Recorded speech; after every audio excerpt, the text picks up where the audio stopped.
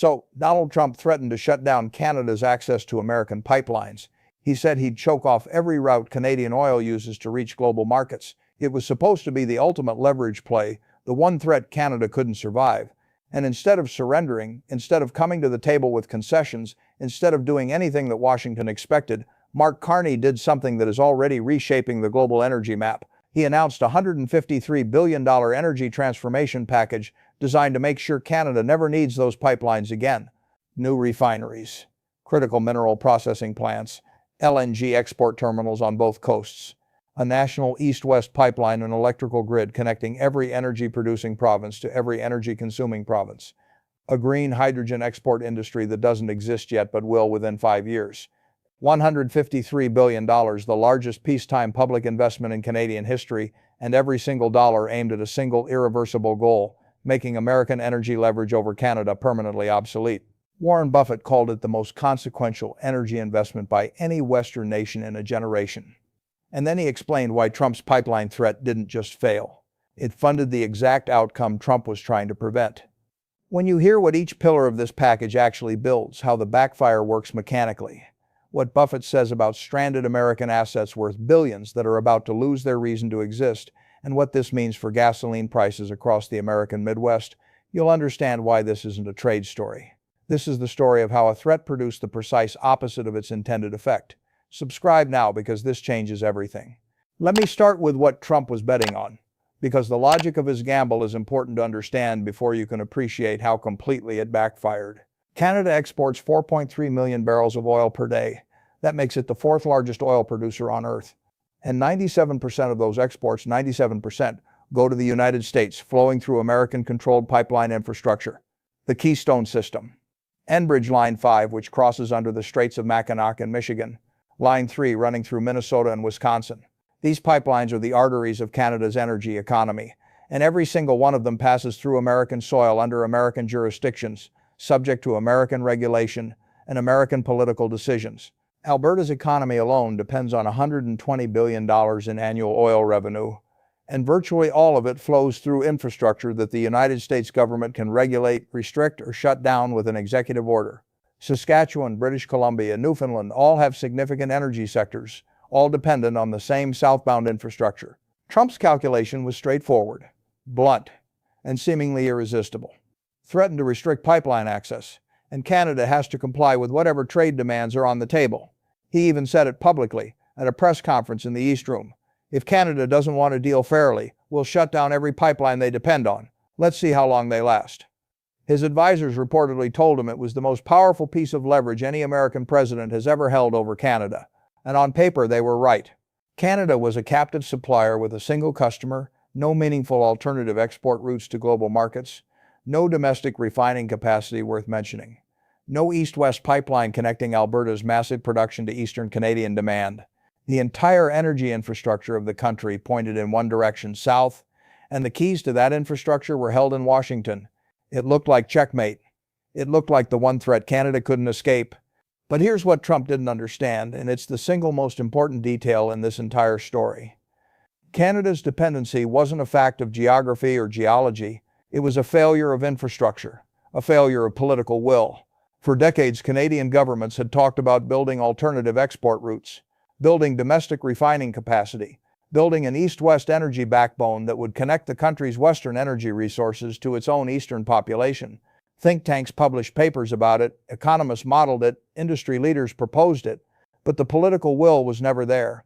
Alberta resisted federal energy policy on principle. Ottawa didn't want to fight the provincial battles. The oil industry preferred the certainty of American pipelines, even at discounted prices, to the risk and expense of new infrastructure. The dependency was a choice, a bad choice, but a choice that nobody had enough political motivation to reverse. And then Donald Trump came along and provided something no Canadian politician had ever been able to provide on their own, a reason that every province, every premier, every energy company, every environmental group, and every voter in Canada could agree on. He provided the threat. He made the cost of dependency concrete, visceral, and impossible to ignore. When a foreign president stands at a podium and says he'll choke off your country's primary source of revenue, the abstract arguments about energy diversification suddenly become very, very real. The editorial boards that had been debating the merits of east-west pipelines for 20 years stopped debating. The provincial premiers who had been fighting each other over federal energy policy stopped fighting. The oil executives who had resisted change because the status quo was profitable enough stopped resisting. Trump unified Canada's fractured energy politics in a way that no Canadian leader ever could, and the threat became the catalyst for a transformation that had been economically justified for decades but politically impossible until this moment. Carney made the announcement in Edmonton, not Ottawa, not in the federal capital surrounded by bureaucrats and diplomats. In Edmonton, the capital of Alberta, the beating heart of Canadian oil country. He stood at a podium flanked by 6 provincial premiers, and the person standing closest to him was the Premier of Alberta, a conservative politician who has spent most of her career opposing federal energy policy, fighting Ottawa on carbon taxes, and championing the oil industry's right to operate without federal interference. The fact that she was standing next to Carney, publicly endorsing a $153 billion federal energy package, tells you everything about how completely Trump's threat changed Canadian politics. When the Premier of Alberta stands with a federal prime minister and says we need to build our way out of American dependency, the ground has shifted beneath the entire political landscape, and it shifted because Trump made the cost of the status quo more terrifying than the cost of change. The package is called the Canadian Energy Sovereignty and Transformation Act, CESTA. 5 pillars, 10 years, $153 billion, and each pillar targets a different dimension of Canada's energy dependency on the United States. The first pillar is critical minerals processing, and it's worth $42 billion. Canada sits on the world's 3rd largest reserves of lithium, nickel, cobalt, and rare earth elements. These are the materials that power every electric vehicle battery, every smartphone, every semiconductor chip, and every advanced military system on the planet. They are, by any reasonable analysis, the oil of the 21st century. But here's the absurdity that CESTA fixes. Canada has been exporting these raw minerals for processing elsewhere, shipping unrefined lithium to the United States and China, where it gets processed into battery-grade material and sold at enormous markup to the global market. Canada has been selling the world raw ingredients. $42 billion turns Canada into the kitchen. New refineries, smelting facilities, battery-grade lithium production plants, nickel sulfate facilities, rare earth separation complexes. The target is processing 80% of Canadian critical minerals domestically within 8 years. Currently, that number sits at roughly 15%. The transformation is staggering in its ambition, and the strategic implications go far beyond economics. Canada just positioned itself at the center of the supply chain that every advanced economy on Earth depends on. The second pillar is LNG and hydrogen export infrastructure, $38 billion. This is the export diversification play, and it strikes directly at the heart of Canada's single customer problem. The money builds a massive expansion of LNG export terminals on both coasts.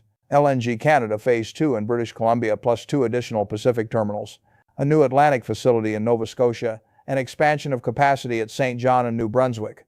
Green hydrogen production facilities powered by Canadian hydroelectricity, genuinely clean energy exported in a form that Europe and Asia are desperate to buy. Direct export relationships with Rotterdam, Hamburg, Yokohama, Incheon, Mumbai, and Singapore. Canada currently sends 97% of its energy exports to the United States. CESTA targets reducing that to under 60% within a decade, and the economic logic is devastating in its simplicity. For decades, Canada has been selling its natural gas and oil to a single customer at captive market prices. The Western Canadian Select Discount, the difference between what Canadian oil sells for and what it would sell for on the global market, has cost Canada somewhere between $15 and $20 per barrel for years. Multiply that by millions of barrels per day, year after year, and you begin to understand the scale of the wealth that Canada has been leaving on the table because it had no alternative customers. Countries with one customer accept whatever price they're given. Countries with dozens of customers set their own price. This pillar creates the dozens of customers. The third pillar is domestic refining capacity, $31 billion. And this is the pillar that exposes what might be the single most absurd element of Canada's current energy economy. Canada is the 4th largest oil producer on Earth. It produces 4.3 million barrels every single day, and yet, and this part genuinely defies belief, it exports raw crude to American refineries in Texas, Illinois, and Louisiana, and then buys back refined petroleum products at a markup. Gasoline, diesel, jet fuel, products made from Canadian oil, refined in American facilities, and sold back to Canadian consumers at a premium. Think about how ridiculous that is. It's like a wheat farmer shipping his entire harvest to a neighbor who mills it into flour and bakes it into bread, and then the farmer drives to the neighbor's store and buys the bread back at 3 times what he was paid for the wheat. Siesta ends the absurdity. 2 new refineries in Alberta. 1 in Saskatchewan. Expansion of the existing Irving refinery in New Brunswick. The target is refining 60% of Canadian crude domestically within the decade, up from roughly 30% today. The billions in annual refining margin that currently flow to American companies will stay in Canada. Canadian consumers will buy Canadian refined fuel made from Canadian crude, and the economic leakage that has defined this relationship for half a century stops.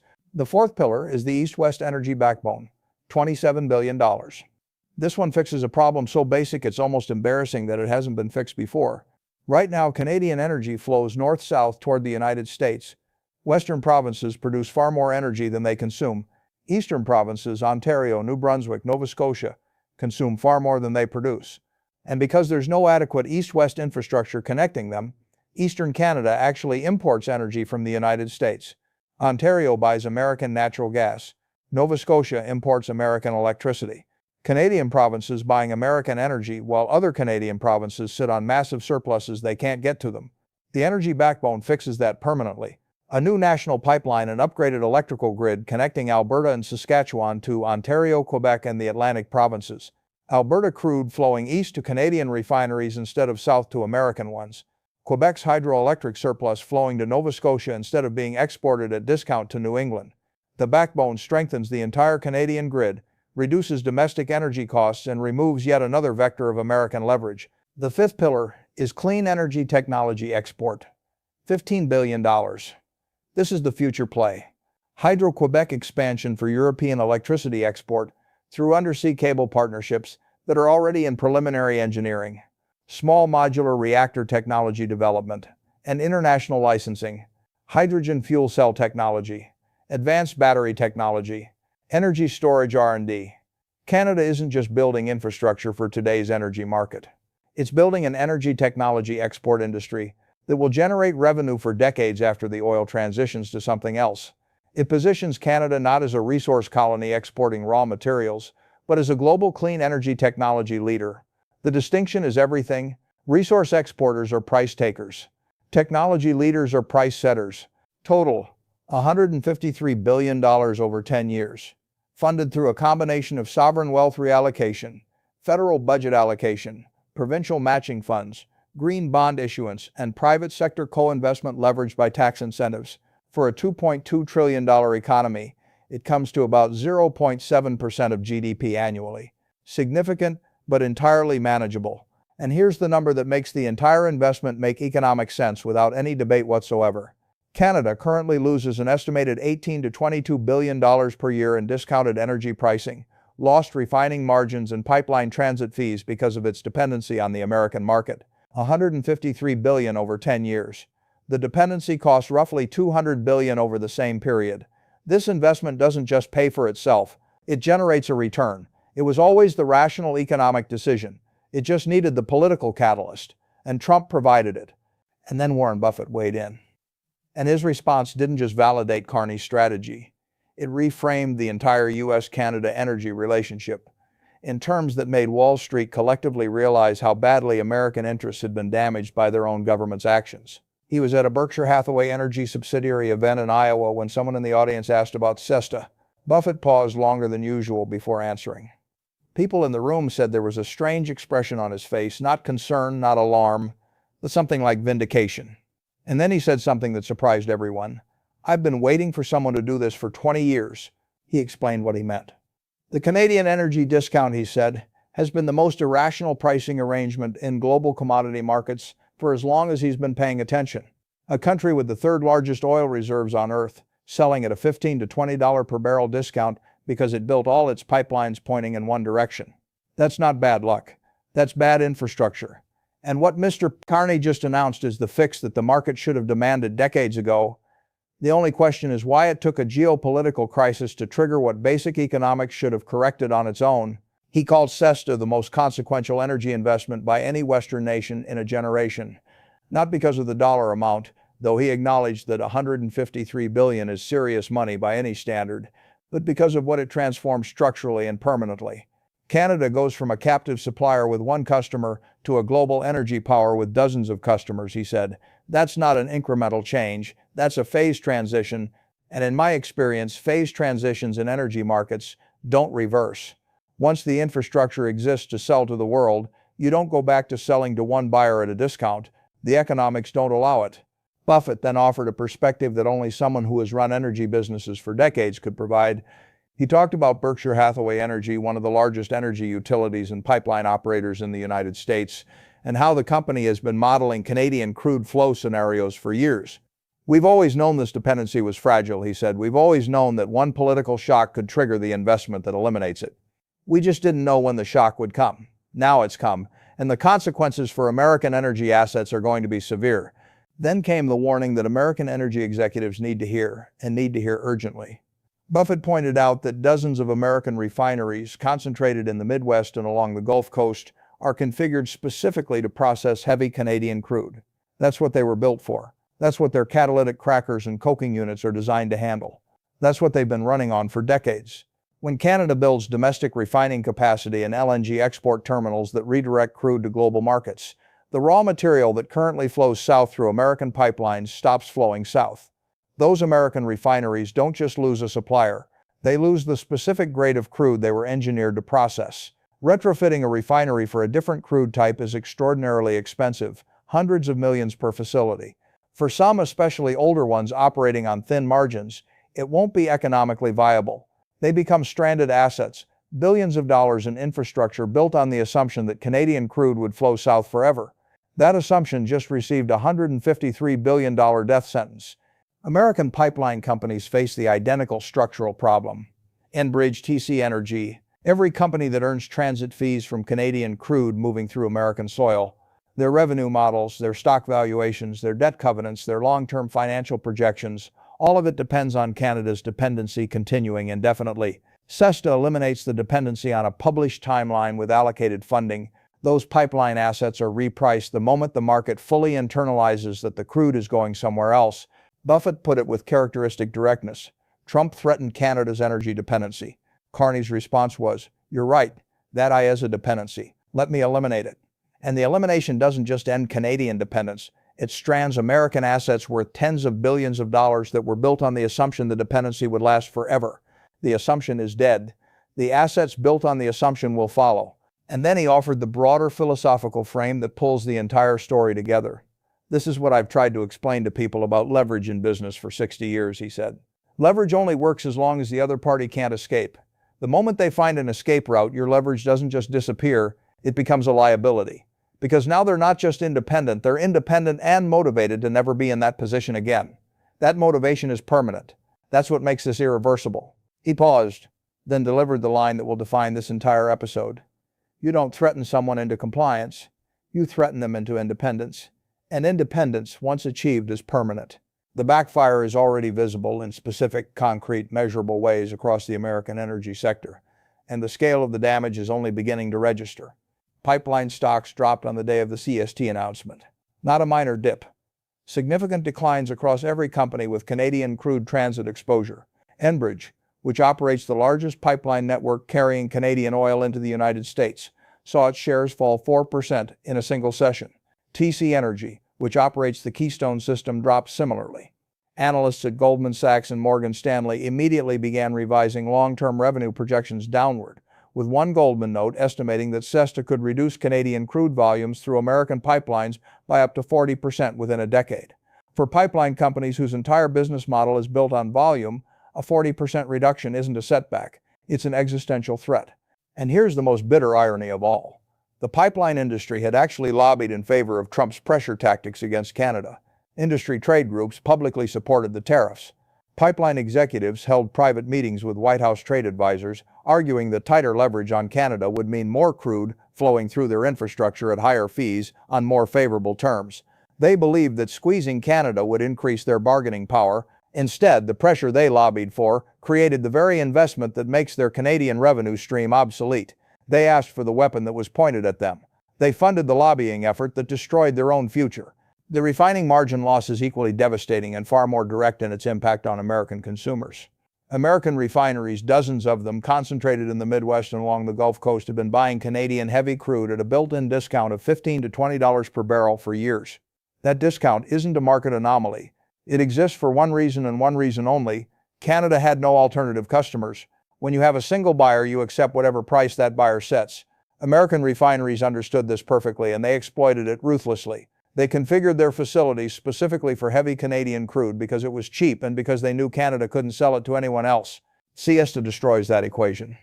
With LNG terminals on both coasts and global buyers in Europe and Asia, Canadian energy producers can demand global pricing for the first time. The Western Canadian Select Discount, the gap between what Canadian oil is sold for and what it would sell for on the open market, evaporates. American refineries that have been getting Canadian crude at a $15 to $20 per barrel discount will now have to pay full market price, or they'll lose their supply entirely as Canadian crude gets redirected to Canadian refineries and global export terminals. That cost increase doesn't stay in corporate spreadsheets. It flows directly and immediately into the price Americans pay at the pump. Gas stations in Michigan, Ohio, Illinois, Indiana, Montana, Minnesota, Wisconsin. The states that depend most heavily on refined products made from Canadian crude are the states where gasoline prices will rise the most. In those states, every single one of them are states that voted heavily for Trump. The voters he claimed to be protecting, the communities he promised to revitalize, the working families he said his trade policies would help, those are the people who will pay the price for his miscalculation every time they fill up their cars. The refinery stranding problem compounds the pricing problem. American refineries in the Midwest were built and configured specifically to process heavy Canadian crude. Their catalytic crackers, their coking units, their distillation columns, all designed for a specific grade of oil. When that grade stops arriving because Canada is refining it domestically and exporting the rest globally, those refineries face an impossible choice. Retrofit for a different crude type, which costs hundreds of millions of dollars per facility and takes years, or shut down. For older refineries that were already operating on thin margins, the economics of retrofitting may not work. They become stranded assets. Facilities that employed hundreds of workers, that anchored small-town economies across the Midwest, that seemed as permanent as the landscape itself, suddenly facing closure because the one assumption they were built on turned out to be wrong. And there's a dimension to this backfire that almost nobody in Washington has fully grasped yet, and it may end up being the most consequential of all. The critical minerals pillar of SESTA, the $42 billion investment in lithium, nickel, cobalt, and rare earth processing, quietly transforms Canada into the gatekeeper of the materials that the United States desperately needs for its own economic future. America's green energy transition depends on lithium for EV batteries. America's defense supply chain depends on rare earth elements for advanced weapons systems. America's semiconductor industry depends on cobalt and specialized materials. All of these materials exist in abundance in Canadian soil, and Canada under SESTA will now process them domestically and sell them to global customers at global prices. Trump was so focused on 20th century energy leverage pipelines carrying crude oil that he completely missed the 21st century leverage shifting beneath his feet.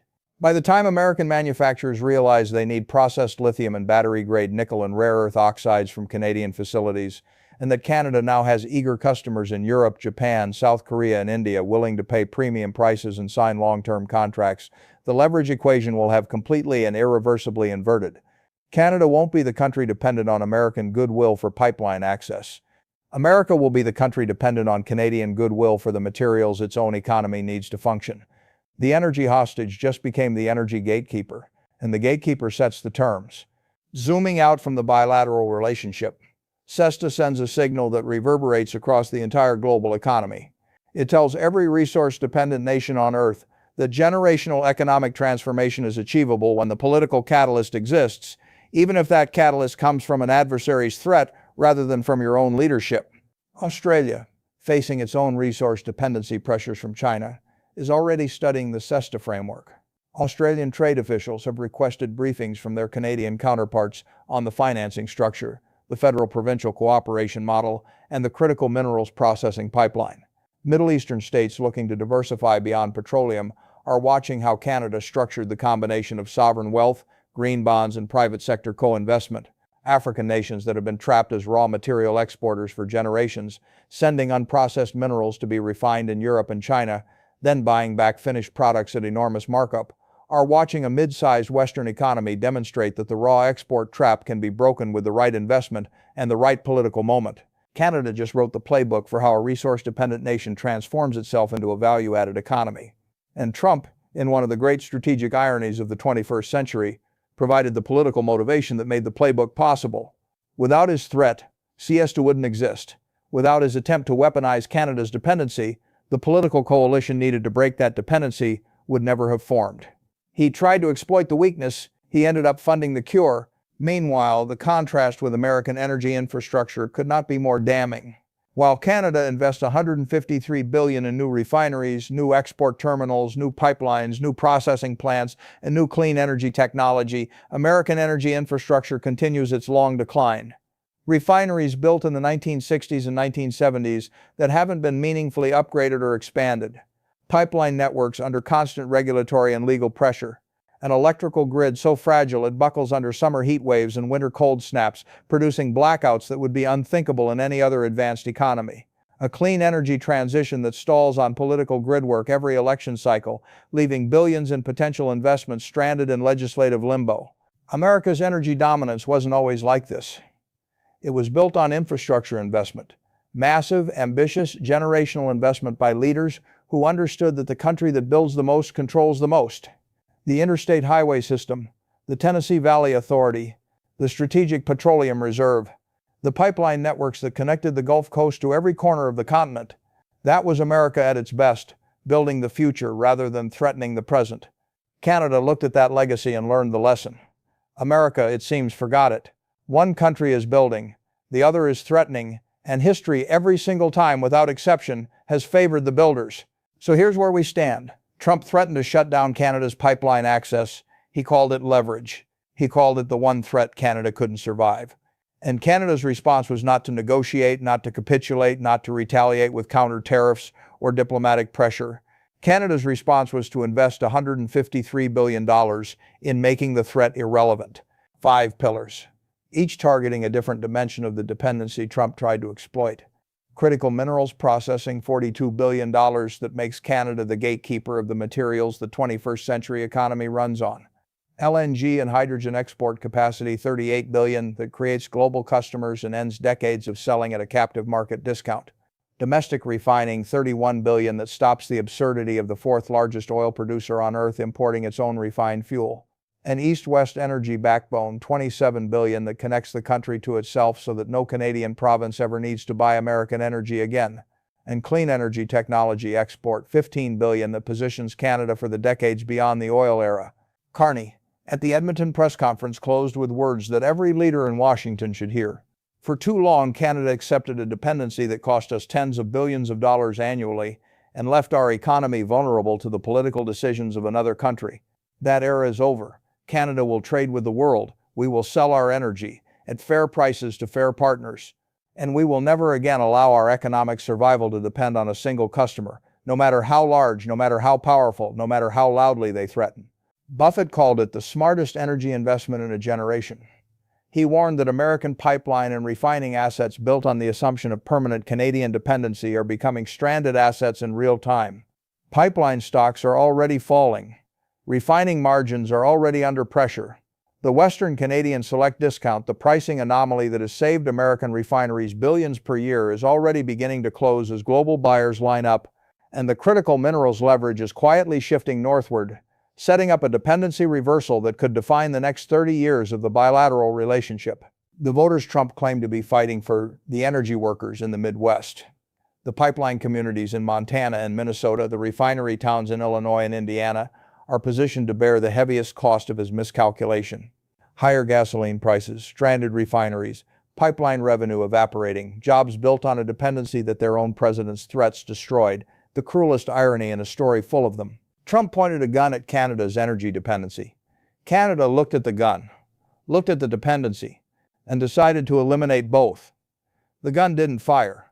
The dependency is dying, and $153 billion in new infrastructure, already breaking ground, already funded, already supported by every major province and every major energy company in the country, is the proof that some threats don't produce surrender, they produce freedom.